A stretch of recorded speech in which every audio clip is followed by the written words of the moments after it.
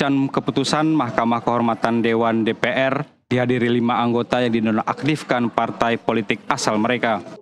Nafa Urbah, Eko Hendro Purnomo alias Eko Patrio, Surya Utama alias Uya Kuya, Ahmad Sahroni, dan Adis Kadir mendengarkan keputusan yang dibacakan Wakil Ketua Mahkamah Kehormatan Dewan, Adang Darajatun.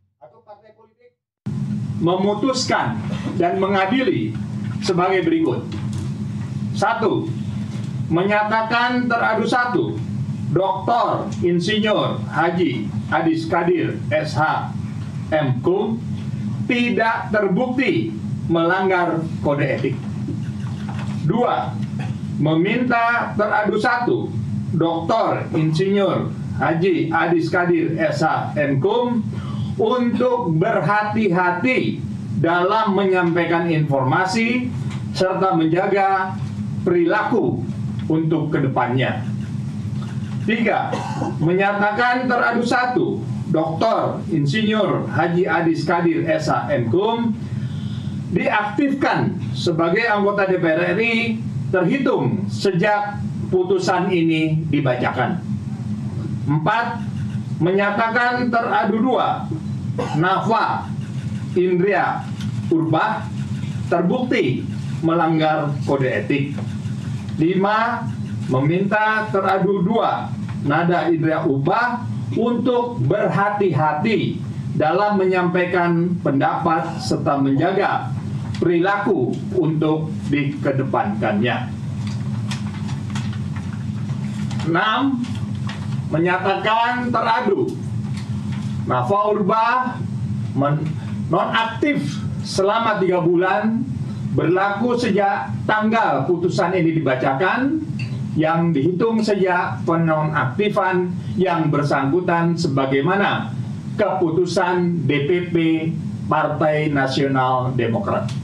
7. Menyatakan teradu 3, Surya Utama tidak terbukti melanggar kode etik. Menyatakan teradu 3, Surya Utama diaktifkan sebagai anggota DPR RI terhitung sejak keputusan ini dibacakan.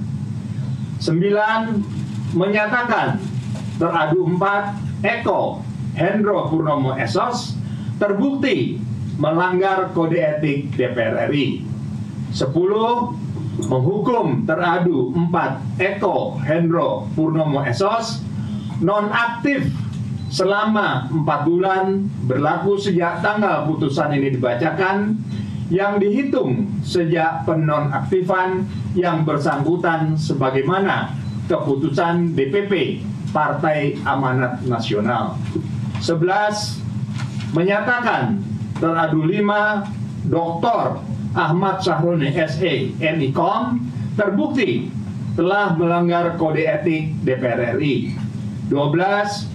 Menghukum teradu 5, Dr. Ahmad Sahroni SE MIKOM nonaktif selama 6 bulan berlaku sejak tanggal putusan ini dibacakan yang dihitung sejak penonaktifan yang bersangkutan sebagaimana keputusan DPP Partai Nasional Demokrat.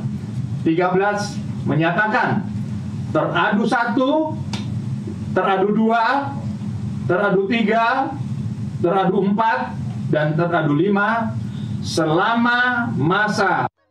Nafa Urbah tersandung oleh ucapannya soal tunjangan DPR yang dinilai tidak pas dengan kondisi rakyat Indonesia.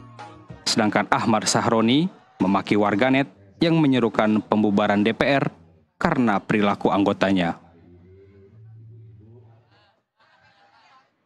Dan pemirsa, kita akan analisa terkait hasil putusan MKD kepada sejumlah anggota DPR nonaktif yang lolos dari pemecatan bersama narasumber yang sudah tersambung melalui sambungan Zoom. Telah hadir Direktur Demokrasi and Electoral Empowerment Partnership, DIP, ada Neni Nurhayati. Selamat sore, Mbak Neni. Terima kasih sudah bergabung di NTV Prime hari ini. Iya, selamat sore Mbak Naila, sama-sama. Mbak Neni, gimana nih tanggapan Anda terkait hasil putusan MKD? Ada 3 anggota Dewan yang kemudian disanksi nih, tidak lolos dari sanksi tapi tidak dipecat. Dan yang 2 lainnya ternyata sebagai anggota DPR ini kembali aktif begitu. Kalau Anda melihatnya seperti apa, Mbak Nini? Iya, pertama tentu saya sangat menghormati keputusan Mahkamah Kehormatan Dewan DPR yang telah memeriksa tentu saja dengan bukti-bukti formil dan material. Tetapi demikian, keputusan untuk menjatuhkan sanksi misalnya berupa nonaktif hanya scoring dalam hitungan bulan kepada para politisi yang tadi disampaikan oleh Mbak Naila, ini tentu saja menjadi kemunduran demokrasi dan tentu menimbulkan pertanyaan serius tentang seperti apa sih lembaga pengawas dan partai politik dalam menegakkan kode etik gitu ya. Karena sanksi yang ringan ini terutama pada kasus yang melibatkan kita tahu pelanggaran etik publik di situ dengan tidak adanya empati kepada masyarakat di tengah situasi kita yang sulit, kemudian juga buruk dalam hal komunikasi publik, dan juga di situ menunjukkan adanya mental pemimpin yang menurut saya tidak bisa menjadi teladan untuk rakyatnya. Tentu hal ini tuh sebetulnya juga tidak bisa menimbulkan efek jerak gitu ya untuk anggota-anggota DPR yang lain, sehingga pada akhirnya nanti kalau kemudian ada anggota DPR lain melakukan hal yang serupa seperti yang dilakukan oleh Nafa Urbah misalnya, kemudian Eko Patrio atau kemudian juga Sahroni gitu ya, itu kemudian anggota DPR yang lain merasa bahwa ya sudahlah, nanti juga akan ada dari keputusan Mahkamah Kehormatan DPR yang itu pasti akan juga dipertimbangkan hal-hal lain yang pada akhirnya itu akan kembali juga menjadi aktif kembali gitu ya, karena dengan skorsing yang sangat singkat. Tetapi menurut saya ini memberikan sinyal bahwa pelanggaran etik di tingkat elit itu kemarin sejujurnya hanya menenangkan psikologis publik saja gitu. Padahal kita tahu berbagai tuntutan-tuntutan yang disampaikan oleh masyarakat dalam demo besar-besaran itu belum sepenuhnya diimplementasikan. Ada jangka pendek, ada jangka menengah, dan kemudian juga ada jangka panjang. Nah, ini menurut saya problem serius partai politik juga, tetapi saya kira juga ini adalah juga pilihan rakyat ya. Kemarin ketika pemilu 2024 kita memilih anggota DPR yang demikian, itu juga merupakan sesuatu hal yang menurut saya harus dievaluasi juga secara serius dari tata kelola kelembagaan partai politik ataupun kemudian sistem pemilunya itu sendiri dan sistem politik. Kenapa? Karena tentu saja hal ini akan menimbulkan lagi permasalahan serius ke depan jika ini tidak diselesaikan gitu, Mbak Naila.